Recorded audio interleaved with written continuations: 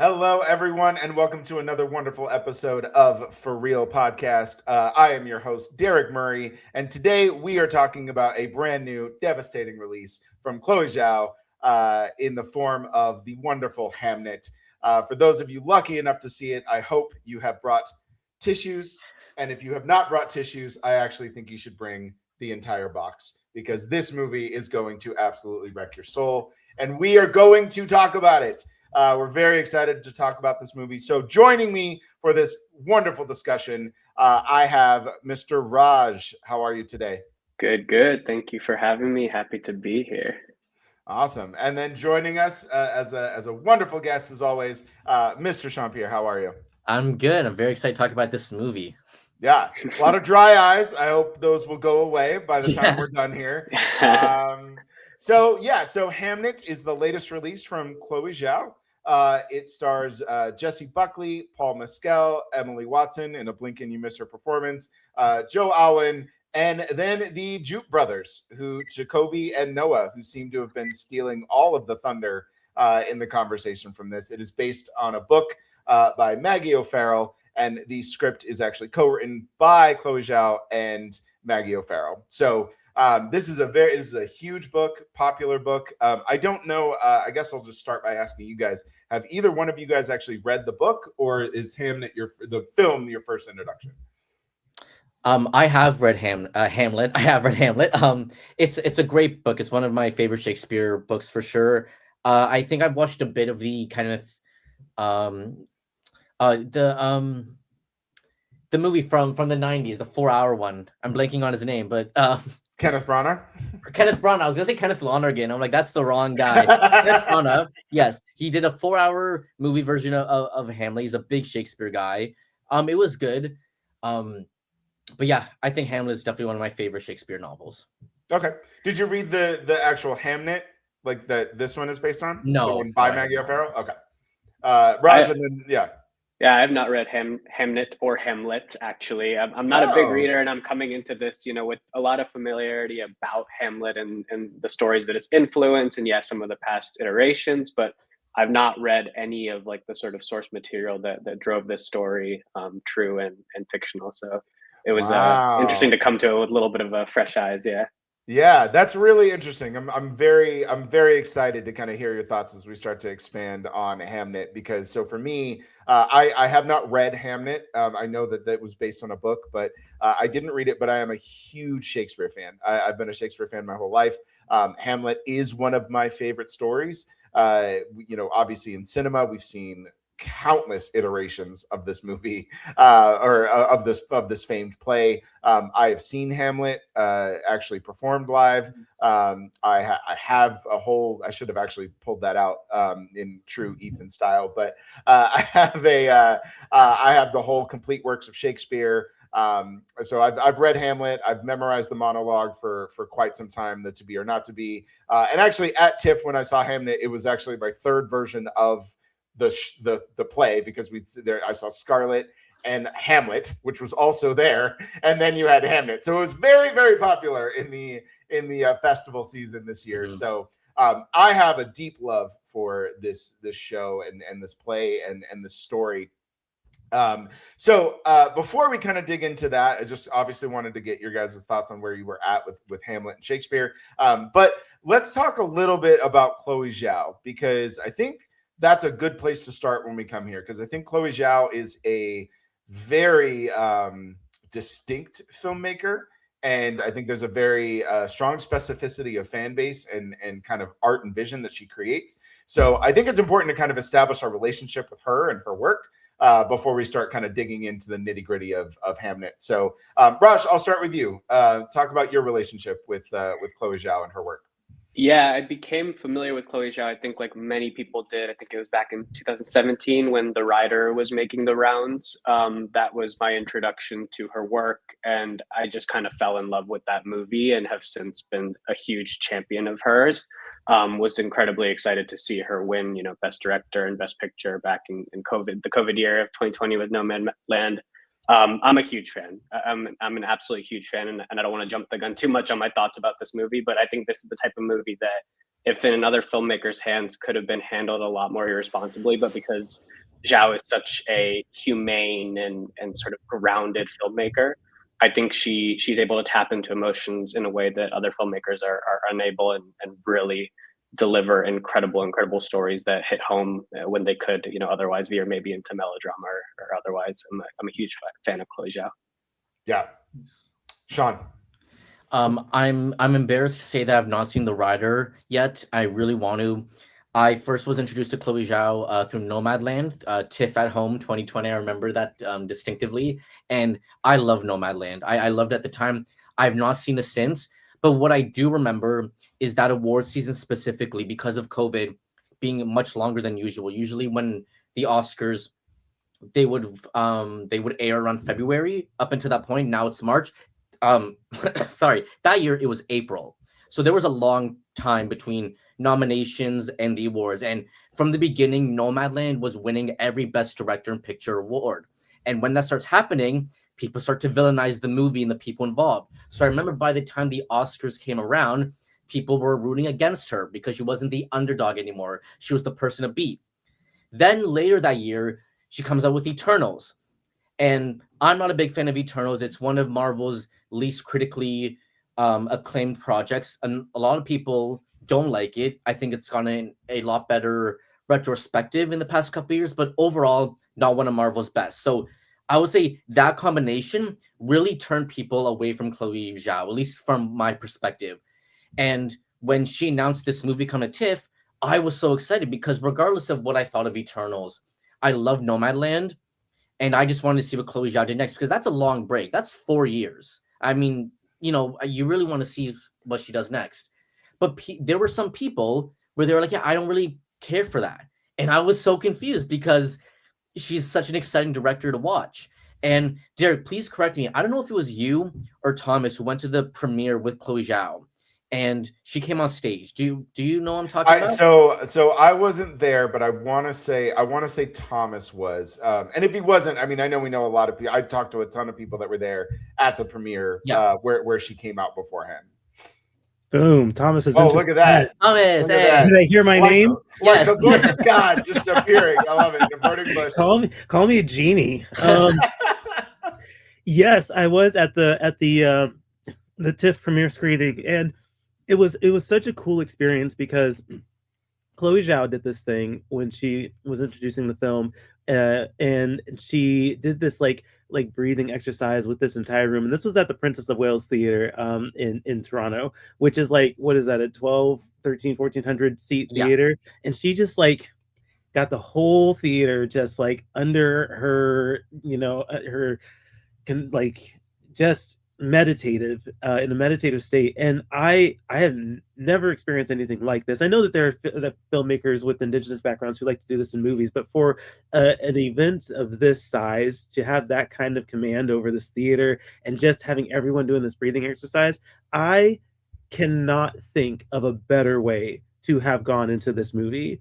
That meditative thing, like, it's a good practice to have when going into film just in general, but this one in particular, this practice just really helped the whole theater dial in and just have that kind of preparation before going into this really heart-wrenching story. I'm pretty sure I have that. I filmed the whole thing, and I'm pretty sure I have it on our YouTube channel. So yeah, it was just such a cool experience, and yeah, just really made for a good introduction to what ended up being a movie that this entire theater cried over by the end. So that's what I have to say about it. Thanks for bringing that up, Shawn. I love talking about that moment. I remember that. And then I remember you even telling me that you may have seen people like roll their eyes and not do it. And like, how can you not want to take this opportunity? Like, you're so lucky to have a director there that wants you to start this movie the way that they intend you to. Like, it's that never happens. Mm-hmm. And for a director like Zhao, who just wants to ground the audience and have you in the exact headspace needed, like that's what's so beautiful about film that a lot of people take for granted. I feel like, where getting something as small as that, as just meditating your mind and your body even to make you ready for a movie like this is incredible. and I don't know who else would do that like Zhao. Like she's an incredible filmmaker that she just goes above and beyond. Yeah, And Shawn is so right about that. I'll say this, and then I'll pop back off and let you guys get back to your conversation. But I'm gonna go on record. I want everybody to know that Thomas is gonna say he's gonna jump off. We are going to say something, and he's gonna come back on.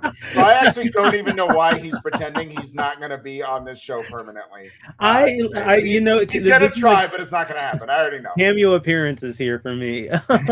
No, you know what? So I think that some people do roll their eyes at the idea of like having the breathing exercise, and like it seems kind of gimmicky to them. And I just say, like, look, this is, like Shawn said, this is your opportunity to experience the film as the filmmaker would want you to, and just live in that moment, especially when you're at a festival. Like, look, we go from movie to movie and just watch movies and movies. So it's like having an opportunity to take that break and just kind of ground ourselves, like, just go with it. Don't roll your eyes. Don't feel like it's cliche or it's gimmicky. Like, this is the way they want to introduce their film. When you make a film, you introduce it your way. That's what I have to say. It really was a great experience, and I love when filmmakers find these unique and authentic ways to introduce their films. So okay, I'm gonna pop off for now. We'll see if I come back. He'll be back. Don't worry. He'll be back. And I love where this is going, because I was going to get to this at some point in this conversation, but I think we can have it now before we really dig into the nitty-gritty of Hamnet, because I do think that there is something to be said about the way that I think you guys both touched on it, and it kind of leads into what Thomas was talking about. So Raj, I know you had kind of touched on just the humanity of Zhao and how she kind of brings humanity into her films, and then I think you both kind of tapped into a little bit of how much we like to villainize her when she's not the underdog. And, we gravitate towards these beautiful human underdog stories. But then when they start to grow and people really start to gravitate towards them, suddenly we don't want her to do that. And I think that's really relevant in some of the discourse that we've seen kind of come out of this, where people are accusing Hamnet of being emotionally manipulative, and they're criticizing the breathing exercises. And so I think that might be something that we can talk about right now. So Raj, kind of give some of your thoughts on it. Yeah, I think, like, I alluded to it, like you just said. I think that's the point. Like, this Chloé Zhao being behind this movie is the reason that it doesn't feel emotionally manipulative. Like, it is an incredibly heartbreaking story, and I think it is kind of going for the tears and whatnot, but it ties it all up in a way, especially towards the end, like that back 15 minutes, those last 15 minutes, really just tie the movie up in a way that allow you to understand that Zhao is very aware of what she's doing, and she's aware that this could veer into melodrama. And my understanding is that she did that sort of breathing exercise at TIFF, and then kind of carried it into the other premieres that she had at other festivals as well. I think she's well aware of the type of story that she's telling, and she doesn't want it to veer into melodrama. And I think that because she just knows how to tie the character's emotions back to your own emotions and make you understand the themes and everything that she's trying to convey, she really just drives the story home in a way that makes it feel not emotionally manipulative. It feels authentic. It feels genuine. And I feel like she's done that throughout her stories, like Nomadland and The Rider, especially. Like, those are a couple movies where she makes this sort of unique perspective and story very universal and very understandable. And I feel like she's just one of those rare filmmakers that has the ability to do so. So yeah, I mean, I just thought it was an incredibly beautiful, moving, touching story led by incredible performances all around. But I'll let you guys maybe touch on that a little bit more. Yeah, no, and I think you're spot on. And for me, like, I remembered when I heard people say they saw people like rolling their eyes at that, and I was just like, but why? Like, she's literally trying to tell you how she wants you to experience her film. Like, what filmmaker do you know that actually comes out and says, hey, this is how I want you to be when you experience this? Like, you so rarely get that kind of openness and vulnerability from a filmmaker trying to convey their art. And so I don't know, for me, I felt it was really special. And I think that her humanness and humanity actually comes through in everything, from even in Eternals. I know we can shit on Eternals, and there's a lot of bad things that you can say about it. I actually don't hate it. But you can still feel Zhao kind of all over that. And I think that's actually why for me, not to get too much into Eternals, but I think it's relevant to kind of the Zhao vision.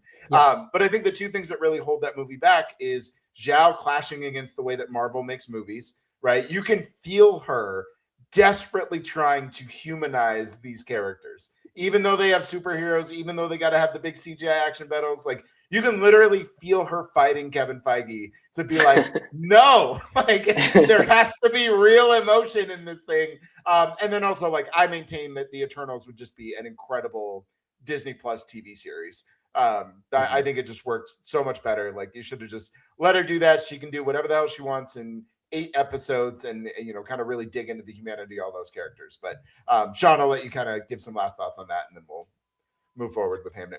Yeah, she just brings us so much humanity in her characters. I know that's kind of a cop-out with Nomadland because it was Frances McDormand literally meeting with real nomads. I believe that's what they were called. But even in Hamnet, you just get so much out of these people that a lot of people know the names. They know Anne Hathaway, they know William Shakespeare, but how much do they really know? Do they know how Hamlet was inspired? And I know it's a largely fictional like retelling and everything, but you really just get so much out of these characters and their lives. I'm sure a lot of it was dramatized, not real fiction, but I feel so much closer to these people because of Hamnet. And I'm sure that's what Zhao was going for, and she succeeded, in my opinion. Yeah. No, I think it's great. And I think it's really good to understand who is making the movie. I think it's really important to understand why she's making the movie, because she's been very clear about it. And I think it's important to understand how she wants you to feel and how she wants you to walk away from the film. And I to me, that's just a lot of movie magic before we even get to watching the movie. And I think that's incredible. And I think it's such a beautiful shared experience that we can all kind of go through just such an incredible loss and grief, but then have this like shared catharsis of just openly weeping together and just like however it's touching you, right? Like, I don't have kids, and so for me, like, the loss of a son does nothing for me, but at the same time, I'm such a huge Shakespeare fan. One of the things that I really took away from this movie is how much the tragedy of Hamlet is actually inserted back into the play in the last 15 minutes. I like I've said, I've probably seen or read or experienced Hamlet 100 different ways in my lifetime. And it literally felt like I was watching it for the first time. There was this whole different layer of experience that I just didn't even know existed. And I think that's the beauty of this movie. So we'll move into actual thoughts on Hamnet. So that's for me. This is genuinely one of the best films of the year. I'm really struggling of where it's going to go in my top 10. I have some reservations in how it kind of starts, but that last 15, 20 minutes at the Globe is just some of the most devastating, beautiful, gorgeous, emotionally resonant cinema I've seen all year. It's just absolutely phenomenal what she's able to do, not just from Zhao's incredible direction and super strong vision and understanding of the deep layers of the story, but then also with just the unbelievable performance from Jessie Buckley. What she does in those last 15, I mean, she's great through the whole thing, but what she does in those last 15, 20 minutes is just, you are with her every single step of the way. And it's just absolutely incredible. And then I have to give the shout out to the Jute brothers. We'll talk about performances a little bit more, but those Jute brothers, just out of nowhere, both of them are just like, who are these children and why are they not in everything from now on? But yeah, so I loved this movie. I think it's just an absolute incredible feat. I hope that I know there has been some pushback on manipulation as far as emotions. So I hope we don't villainize it too much, because I do think it deserves all of the praise, and I think it deserves any award that it's going to get. So yeah, huge fan of this movie. Absolutely floored me. I mean it when I say bring a box of tissues, because I was just puddles, just absolute puddles. I was so wrecked. I felt exhausted after I left, was how hard. I haven't cried that hard in a really long time. So yeah, it really left me pretty devastated. But Raj, give me some of your thoughts on Hamnet. Yeah, like I said, I kind of jumped the gun a little bit with some of my thoughts there, but I was kind of in that boat of like, that first hour or so, I was a little bit wondering, okay, where is this going? It kind of has that sort of traditional act structure where the first act is the romance and the two falling in love, Agnes and Shakespeare. And then the second act is the introduction of the kids and the family dynamic. And then the third act is really that sort of proper tragic moment comes into light. And so this first couple acts, I was wondering, you know, okay, what is the direction here? Where are we going? Is it just a love story? Is it a little bit more than that? And then, yeah, like they just tie it together in such an incredible way with that finale. And Buckley, Mescal are both incredible throughout, but Jacoby Jupe, I believe, is the one that plays Hamnet. He was kind of I had heard everything about the two leads, and you know, being familiar with them for so long, I knew what they were capable of.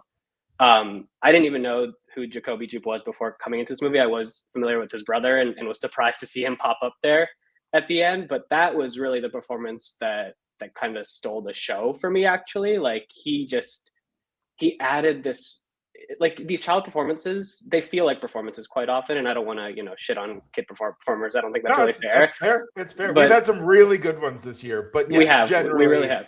Generally, you can pinpoint it and be like, that's a kid performing. Like you exactly. just, yeah, exactly. This one is just Jacoby Jupe is authentic. Like he just feels real. He's really embodying that family dynamic, the relationship with his siblings. I love the dynamic that he has with his sister. Like there's just so much in that performance, and that look that he gives towards the end of the movie when he's walking into the doorway is just like it's heartbreaking. And I have yeah, goosebumps just already. Like you literally just mentioned it, and I'm remembering Yeah. it. I literally just got chills. It's just absolutely incredible. And then yeah, I do want to touch on Buckley for a second, because in that globe scene in particular, like there's a couple close-up shots, but the stuff that really stuck for me was the wide shots when you're kind of seeing it from Shakespeare's perspective.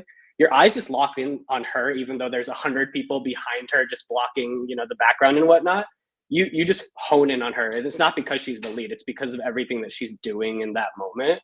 Yeah, I just think this movie is such a perfect blend of storytelling and acting, and even from a crafts perspective, like the production design, the cinematography, the score, which, you know, is also very pivotal in the sort of final moments. All of that is so incredible, and it comes together in an astounding way, and really, I think is that sort of rebound that people wanted from Zhao. I think after the Eternals, I'm in similar boat. I don't hate Eternals, but I'm kind of indifferent about it. But we all knew what she was capable of, and I think this just reminds people that, like, no, she's the real deal. Yeah, no, 100%. Shawn, how about you? I loved Hamnet. It was my favorite movie out of TIFF, and it was my number 2 for the year. For a bit.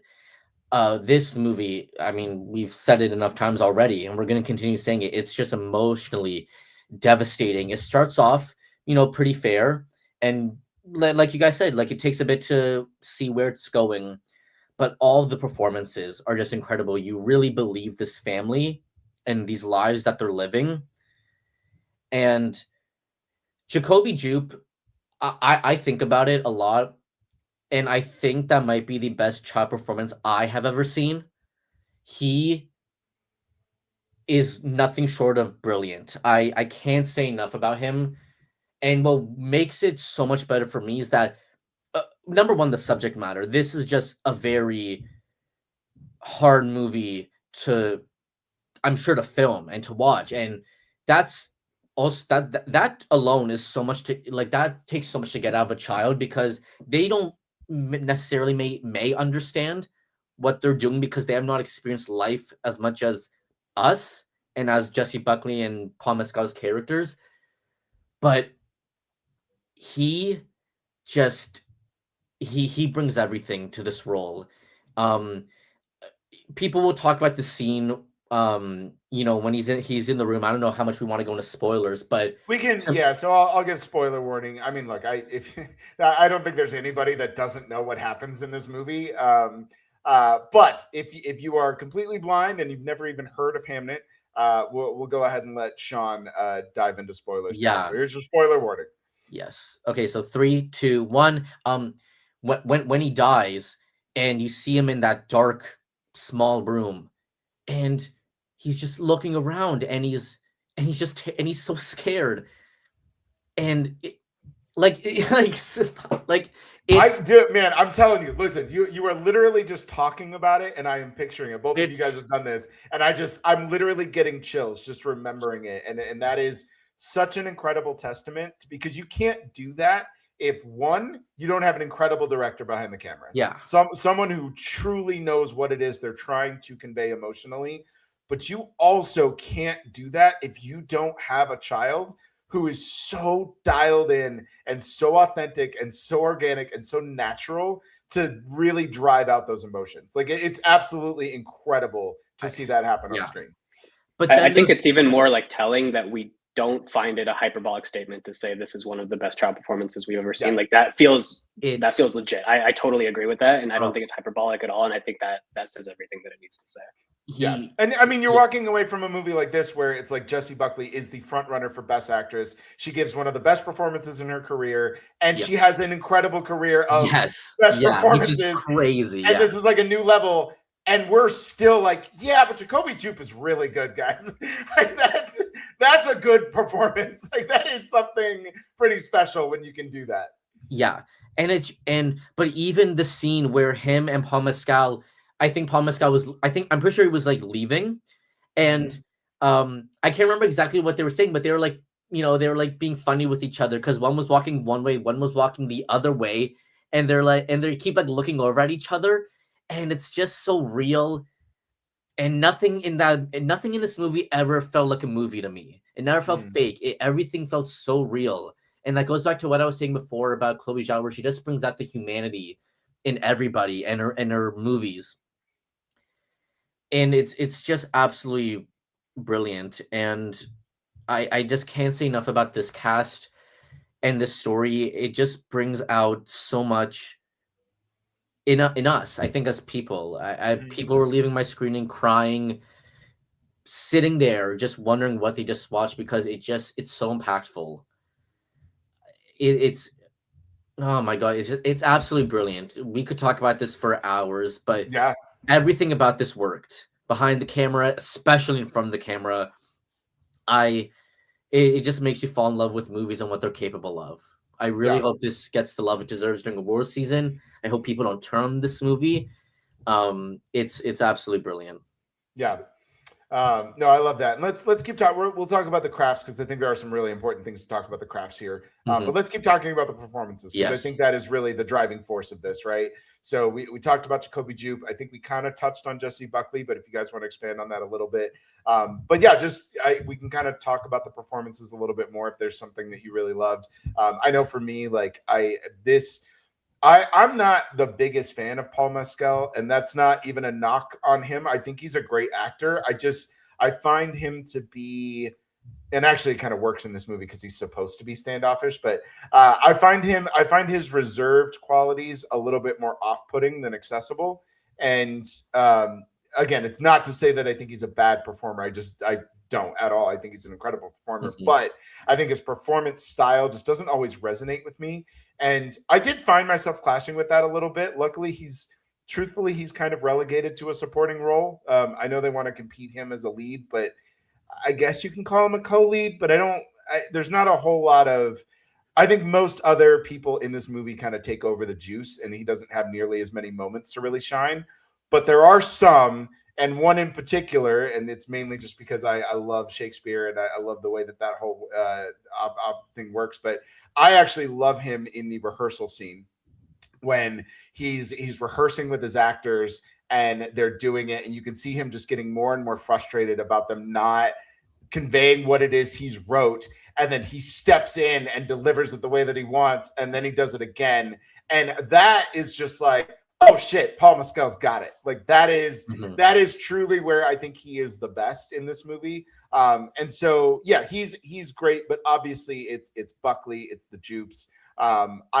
also kind of out on Joe Alwyn, and I think this is one of the better uses of him.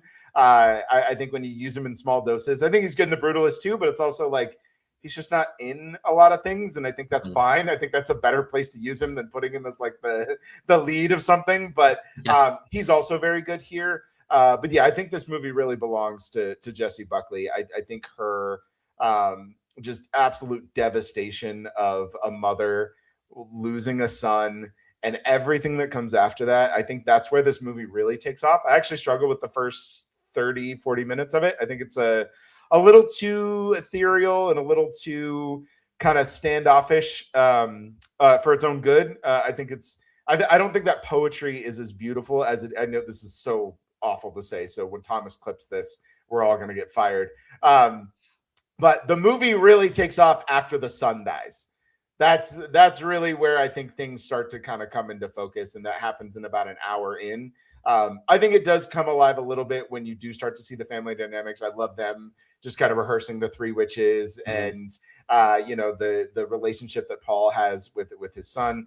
I think that's really beautiful. But the movie really starts to get in there once the son dies. Then it's like, oh, okay, no, we're in a movie. Like we're on a journey, and then from that point on, like you're stuck in a good way, in the best of ways. Like you are. She's got her claws into you and you can't go anywhere. But so those are my thoughts on the performances, but I'll let you guys kind of talk about them here. I want to touch on a couple of things that you just said. That moment when the son dies and then Paul Mescal's performance. Like I think that moment when he comes home, and I think I'm led to believe, and you guys correct me if I'm wrong, that he had been told that the daughter was sick because she was obviously sick prior, and he comes home and he sees her and he sees that she's okay and he hugs her, and then he's like, wait a second, who's that? And that moment was really where it kind of just locked the movie into place for me, where it was just like, oh, this is, now I get why people are walking away from this being devastated. I think Paul's performance in that scene and just sort of the weight of that moment is conveyed in such a devastating and truly heartbreaking way. That was another sort of moment that really hit home for me. Yeah. I mean, I know I talked about Jacoby Jupe a lot, but I think something I also want to mention is that how much the movie focuses around him. Like he's the titular character, and so much of it revolves around him and his presence. It reminds me a lot of something like Mahershala Ali, where he's only in the first act, but then people are like, well, why did he win the Oscar? Why do people resonate with that performance so much? It's because of his spiritual presence, and I think that is the same for this movie, where I'll throw in another one just this year, which is Tiana Taylor, who's really only in the first 20 minutes of one battle after another, but she is spiritually the core of the entire film. So and for a tragedy to have so much placed on the shoulders of a child, and for him to deliver above and beyond is absolutely insane.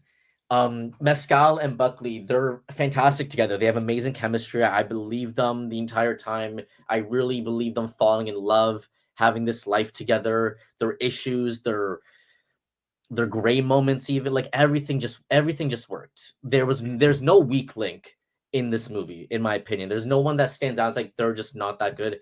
Everyone just plays the part they're supposed to. I think one thing that really strikes me about those two in particular isn't so much their falling in love or even really their family dynamic, because again, I do think that Zhao kind of plays that at arm's length, but it really is the way that Zhao wants to experience and process grief. And I think that's something we don't do a whole lot in the ways that Zhao does it here.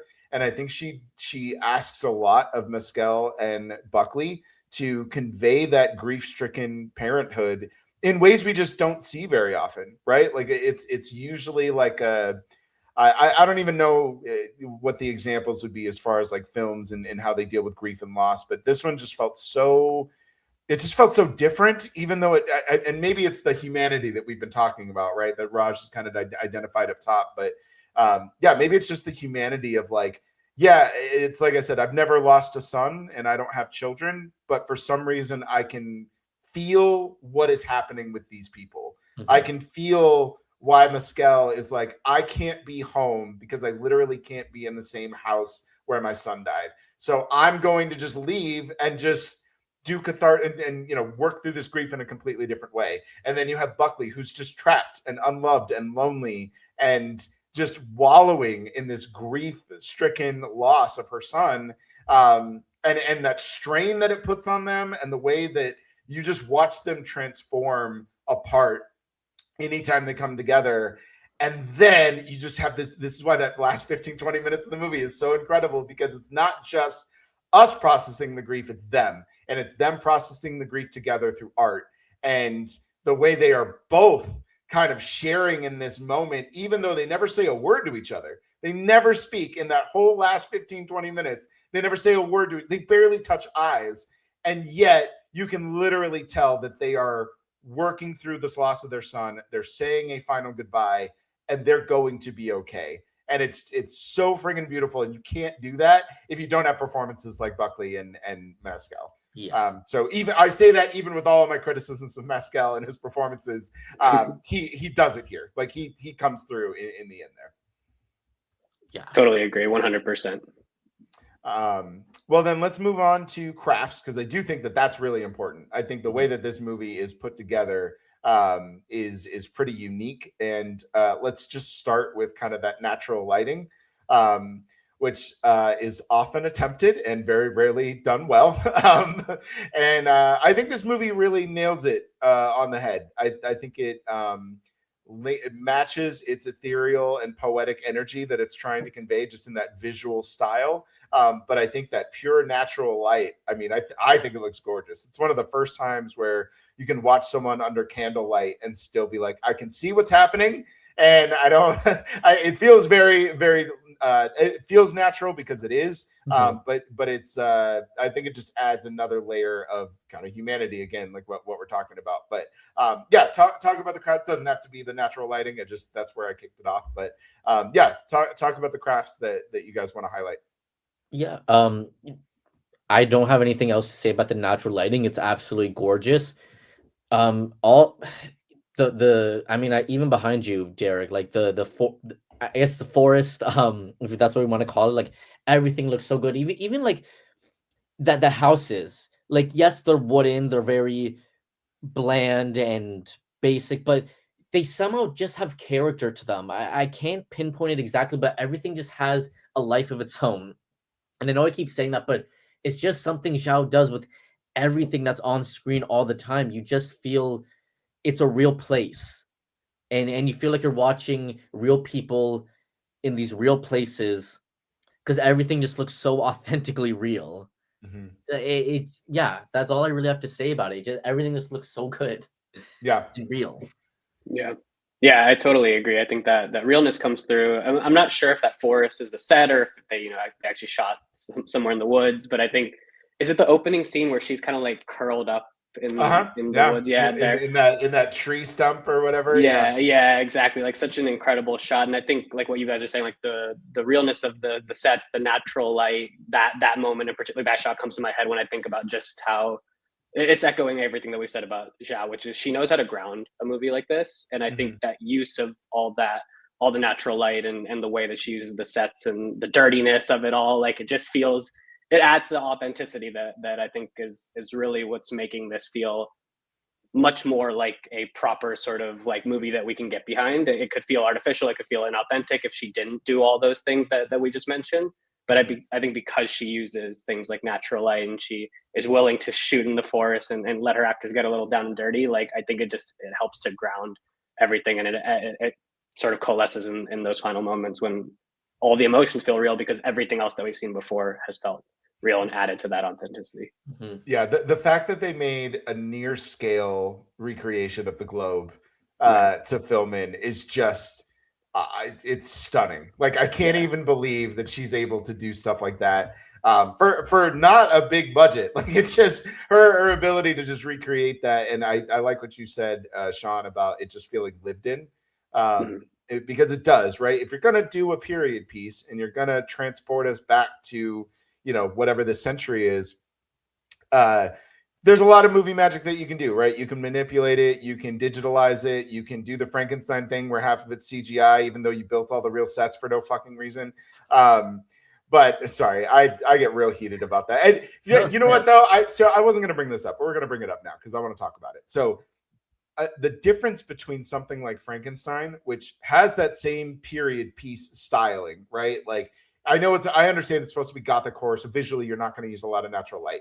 But the difference between how fake and inauthentic this feels versus how lived in this feels. I mean, I just even think about smaller scale scenes, right? Where like you do have a scene in kind of a countryside house in Frankenstein, and you also have one in Hamnet.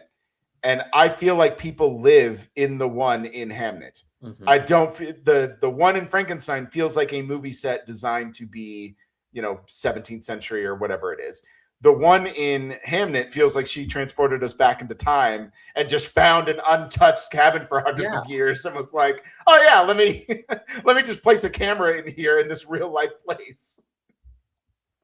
It's what she does best. Like, it really reminds me a lot of Nomadland, where she just went to these real places and these real people and just had Frances McDormand talk to them. I feel a lot of that connectivity between those two movies, in a Yeah. sense.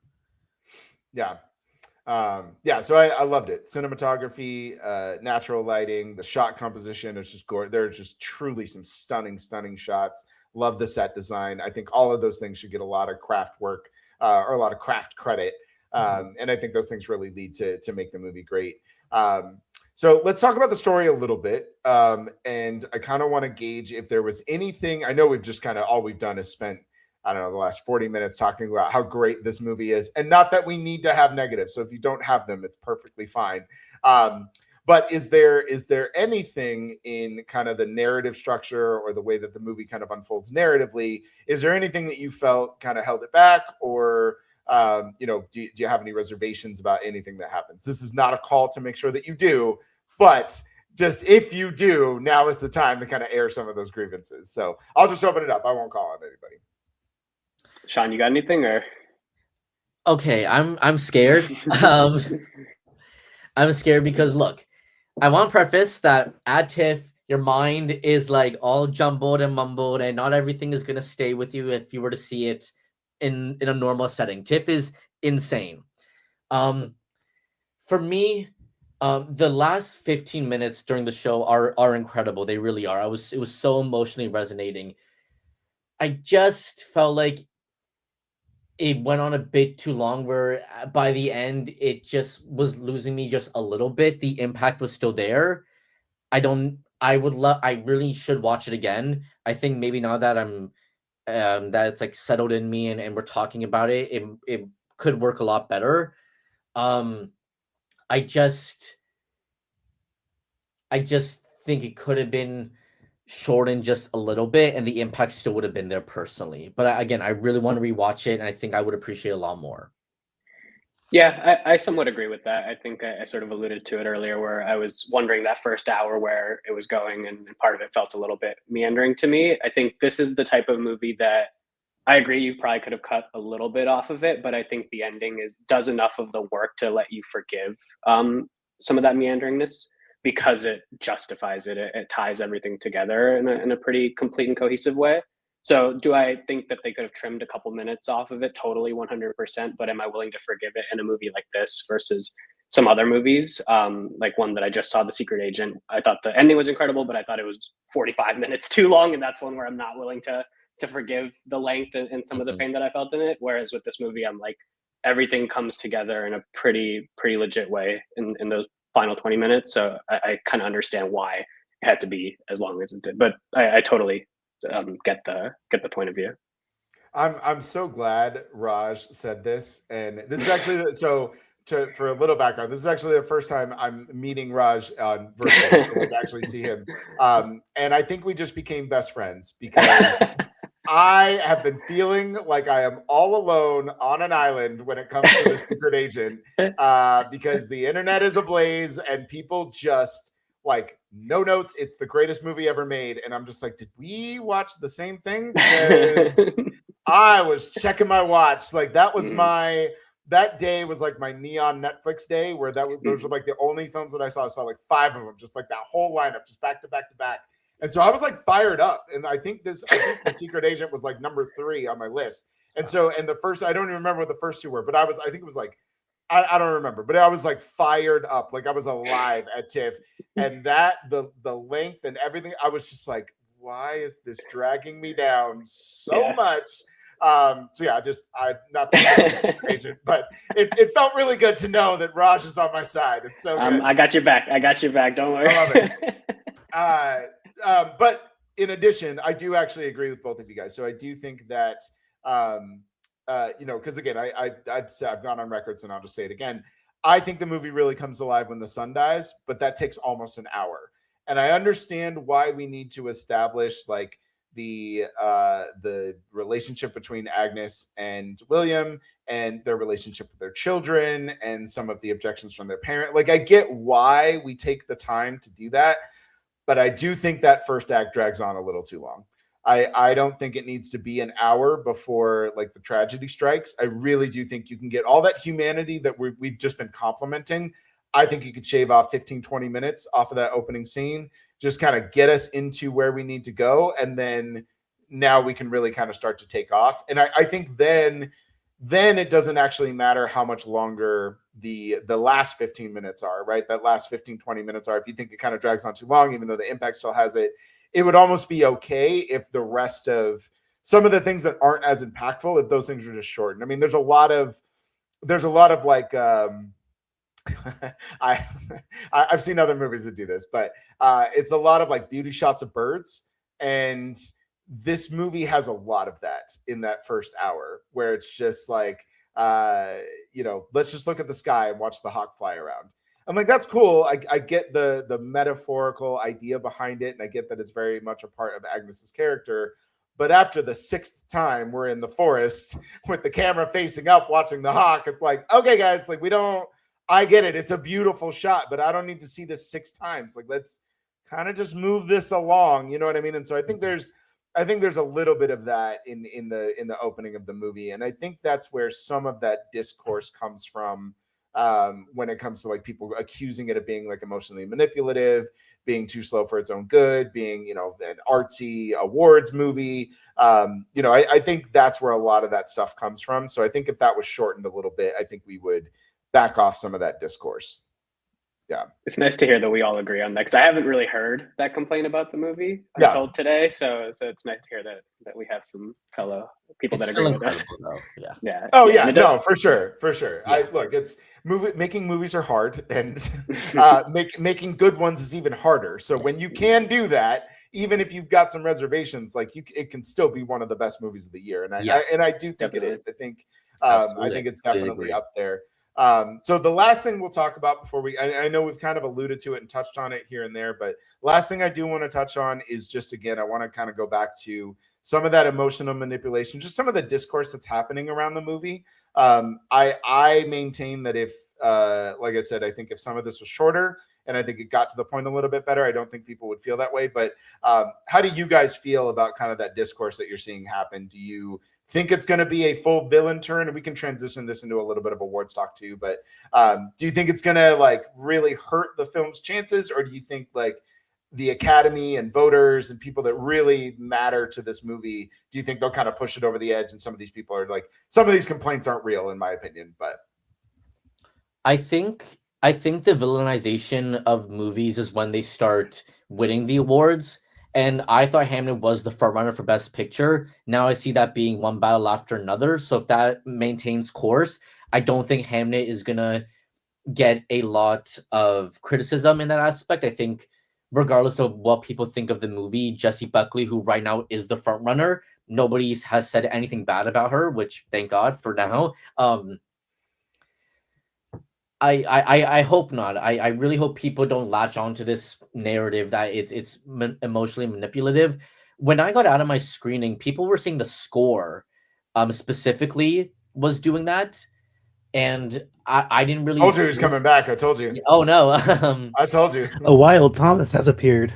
Did Thomas or Derrick, did you guys hear about this stuff with the score? I don't know if someone was saying that the score was taken, like the person that did it was using a specific piece of score that's supposed to emotionally manipulate the audience. Did you guys hear anything about that? Y'all, some people just need to enjoy a movie. Okay. Yeah. Because also I can weigh in on the score with my own experience. I'm telling you, It's also really fun to hear Thomas, who is a critic, use stuff that people say to us all the time. Every time we say anything slightly negative about a movie, they're like, "Why can't you just enjoy a movie?" Right, seriously. And maybe it's a little hypocritical for me to say, but look, for me, Derrick mentioned earlier about the etherealness of the movie, and what caught my attention was that tone, which is set very prominently by the score very early on in the movie. Actually, I was listening to the score this morning while getting some content done, and if you want to call a somber score emotionally manipulative, then don't listen to somber scores so you don't get emotionally manipulated. Like, that's the point, right? And I have a whole list of somber scores that I listen to when I'm in a mood, right? Yeah, that's what music does. That it has emotionality to it. And so this is an interesting conversation to have about people's perception on emotional manipulation in a movie. Most movies are emotionally manipulative. They want you to feel a certain way. And this one, since it's about tragedy and grief, it wants you to really understand that. And if you went into a movie about tragedy and grief, not feeling that tragedy and grief, is that better? If you say no, or if you say yes, then I don't know what to tell you. Go stick to comedies. So man, I sound sassy. I don't mean to sound so sassy. No, listen, I think this is a great thing to talk about, because I think score and tone are so complementary, and when they work, like, yeah, you should be manipulated. Yeah, you absolutely should. And I think there's a big difference in expressing how you want us to feel and telling us how you want us to feel. And while Zhao, it really kind of tells you what headspace she wants you to be in, I don't think anything in Hamnet straight up tells you this is your time to cry. It feels organic. It feels natural. It feels very like, yeah, the kid died. Of course we're going to be moved.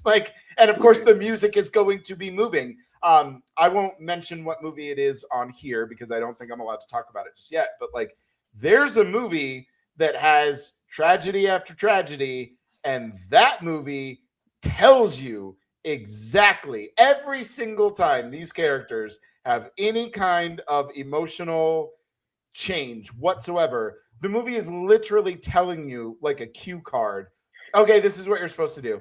Okay, this is how you're supposed to feel. Okay, this is where we're gonna go. And the score it feels so inauthentic because it is purposely manipulative and it's not interesting. And you don't tell me how to feel. I'll decide if this is tragic or not. Let me decide if that's how I want to do it. So I think when we hold scores accountable, I think it needs to the score should always be in complement and service of what the film is actually doing.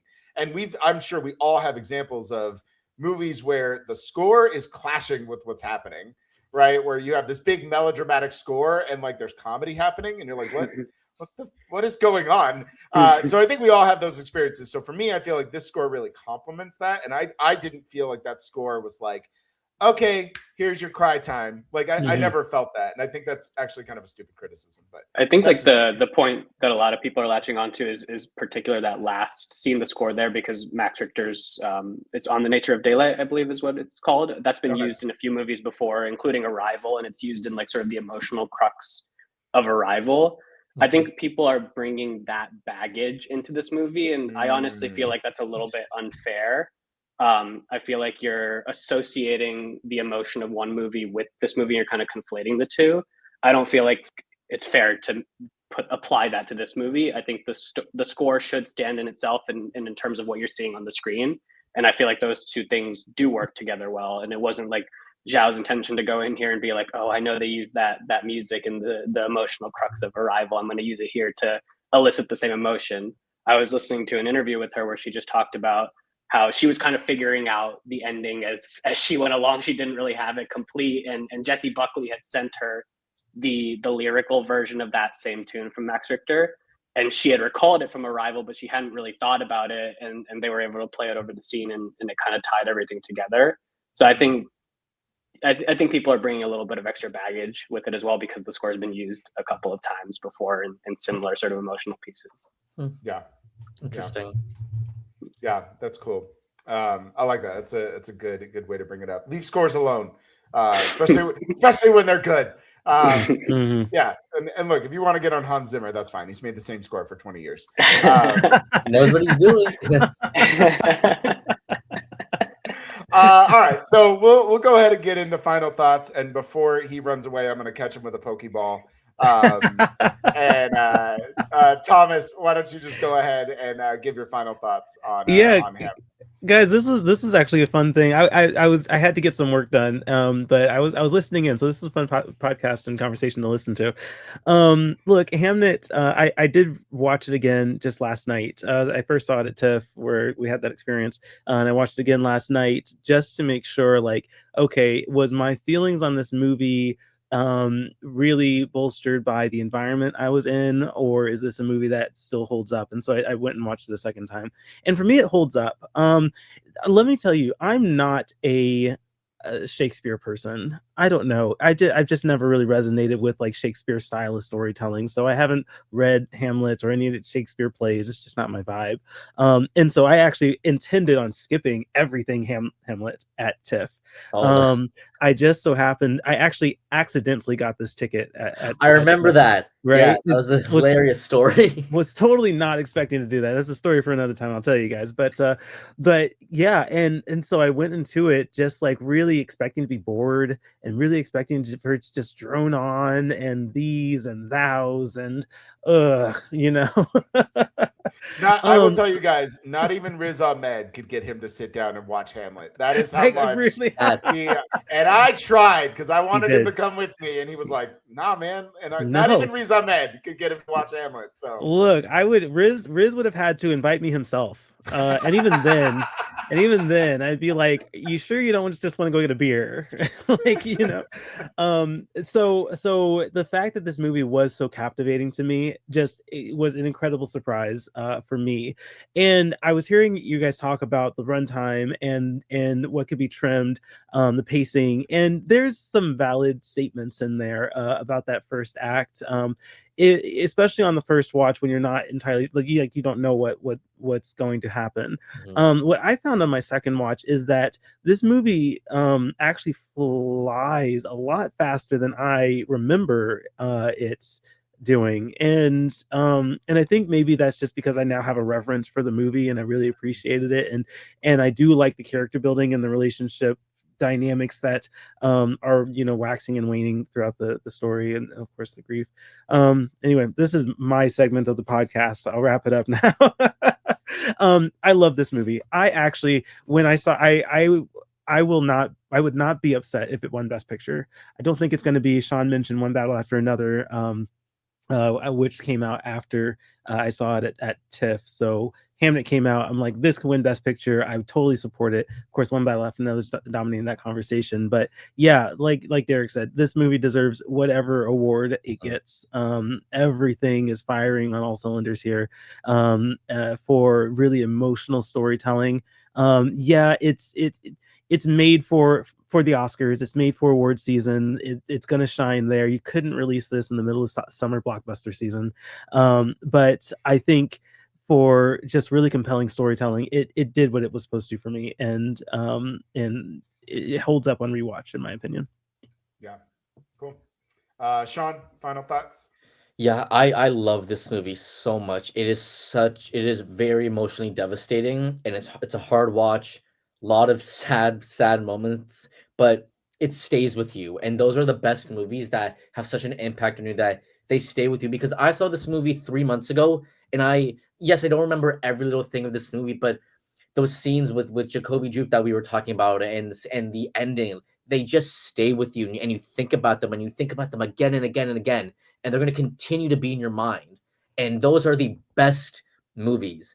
There is so much to love about this movie, on a crafts level, on a acting level, everything about it. There's nothing about this movie that's amateurish, that is weak. I can't recommend it enough. If you're very sensitive and emotional, maybe not. But if you appreciate movies, you love movies, Bring the whole box. Bring the Mhm. whole watch box. lots of tissues, because Yes. I do highly recommend it. It's just a movie that will have such a big impact on you. I don't think there's anyone that's not emotional or sensitive enough for this movie. If you say you are, I would watch this movie as a test, because it will break you in a good way, if that makes sense. Like it's Yeah. so much to love, so much to love. Yeah. Awesome. Raj? Yeah, I want to echo that same sentiment. Like, it'll break you, but in a good way. I think it leaves you with this hopefulness, and I think that's what separates it from your typical tearjerker weepy. It really does give you this sense of lightness and hopefulness that you leave the film with, especially with the ending. So yeah, totally echo that, and also echo the fact that it's a movie that's firing on all cylinders. We talked about it. Like, the crafts are incredible, the performances are some of the best of the year, and it's a director who's kind of doing a little bit of a return to form and going back to her roots a little bit, and showing us that she still has got it and is one of the most sort of exciting. I don't even know if you'd call her an up and comer anymore now that she's won Best Director and whatnot, but she's still one of these exciting sort of younger voices that's really making a name for herself in the space. So yeah, I echo everything you guys have said. It's one of the best movies of the year. Yeah. Yeah, I mean, I'm not going to disagree with anybody. This is one of the best movies of the year for sure. Some might even say the best film ever made. Sorry, I had to because I love those guys. I love those guys so much. All y'all need to back up. You are way too weird on the internet. Love our friends over at Rolling Tape. Yeah, Great that one job, was guys. for us. That one was for us. No, I mean, this movie is simply stunning. It's absolutely gorgeous.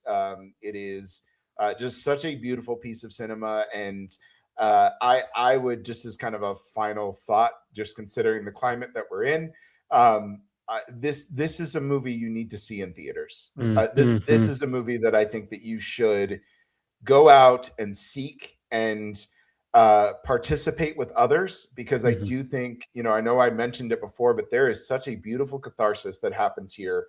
And the ending will shatter you, and she will break your soul into a million pieces, but she will put it back together again.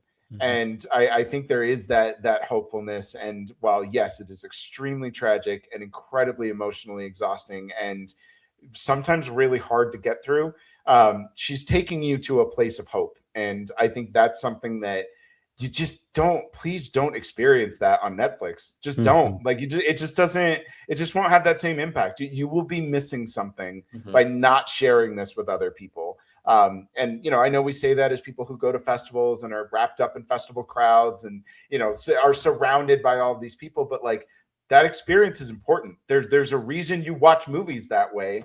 And I think you'll lose something. You will lose some of the things that we're talking about, and some of those things that have really stuck with us. Like Shawn said, he saw it 3 months ago, and there's still, like, you watched him. He was having a hard time even getting through what he wanted to say about it, because it's still so alive inside of him. And I'm going to tell you guys, that can only come from watching in the theater. You're not going to see it on your phone. Like, you're just not going to get that experience from that. So if I can impart any final thoughts, it's see something that is genuinely beautiful and gorgeous and emotionally arresting. See it on the biggest screen you can, and really experience that with other people, because I think that's important. And I think cinema should bring us together and not isolate us, and that's my parting message. So did you say Netflix, because we're expecting Netflix to acquire Universal and Focus Features as well? 100%. Oh yeah, I'm never letting that go. That is first is Warner Brothers. that is the death of movie theaters and physical media as we know it. So yeah, any chance I can take a jab at this horrendous monopoly, I'm going to. Good old late stage capitalism, baby. Anyways, yes, see this movie in the theaters. See Hamnet. It's a glowing recommendation from everybody, including our wild Thomas, who has appeared, but now I'm assuming has to go back into the forest and be a beautiful bird or something. I don't know. Actually, if you want counter programming, our All My Friends Movie Fans episode about Kill Bill and Tarantino movies and Hey. dumb shit Tarantino says sometimes. That is now online.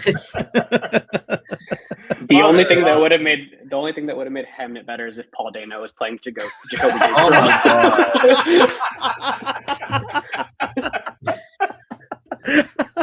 so true. Oh, that is amazing. Oh, so good. Raj, tell everybody where they can find you. Yeah, social media, Rodside236, and then just check out all the amazing work that these guys at ForReel are doing. Big fans of everybody here. Sweet. Shawn? Yeah, you can find me on all of ForReel's socials. I make videos for them. Got some great stuff coming out this month and going into the new year, hopefully. So yeah, you can catch me there. Awesome. And Thomas, if we can catch you, if you can catch me whenever I can appear. Lots of I'm on all the social medias. Actually, no, I'm really on Twitter and Instagram, and I am of that age that I still call it Twitter. Sorry about that. Not sorry. Never apologize for calling it Twitter. You should apologize if you call it X. Okay. Yeah. But yeah, we have a lot coming out. I have a lot of content to publish, end of year stuff, and some stuff that I meant to publish earlier this year. So all that's coming out on top of all these podcasts that we're doing. So yep, find all of that at thisisforreal.com. Awesome. And you guys can find me online. I am 40, so I am still or in my 40s, so I am definitely still on Facebook. So you can find me on all social medias. D-Rock Comedy is DROK Comedy. So you can follow me on Twitter, Letterboxd, Instagram, Blue Sky, whatever, Threads if you really want to hate me.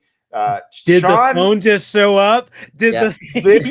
Oh, we were so close. I had it in my hand, so I could. I had it in my hand, so it would not do it. And it got one ring. I'm so sorry. We were like minutes away. I love that your phone is a permanent guest on this show. I love it so much. Every time, same week without fail, same day, same time. I don't understand. I'm pretty sure that was Netflix telling me to shut the fuck up. And probably. Yeah, watch it again. Oh my god! So just tell them you're in Canada and they called the wrong person. But yeah, you can check out all of my work, all of my written work on nerdbot.com, and then you can always check back with This For Real for all the wonderful stuff that we do in video and podcast form. So thank you so much for joining. This has been our discussion of Hamnet on For Real, and we will see you after the next movie.